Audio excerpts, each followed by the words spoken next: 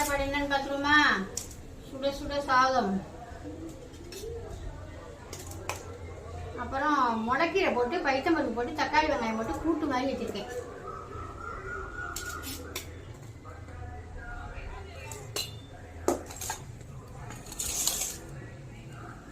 முளைக்கீரை கூட்டு.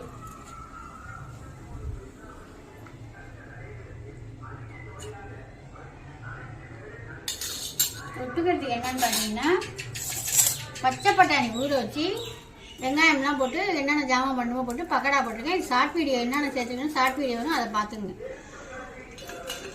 அப்புறம் மோர் மிளகா வறுத்து வச்சுருக்கேன். அவ்வளோதான் இன்னைக்கு தொட்டுக்க. நேற்று வச்சு புளிக்குழம்பு இருக்கு.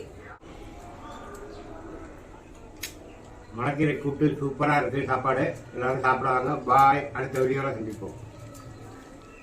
பாய்.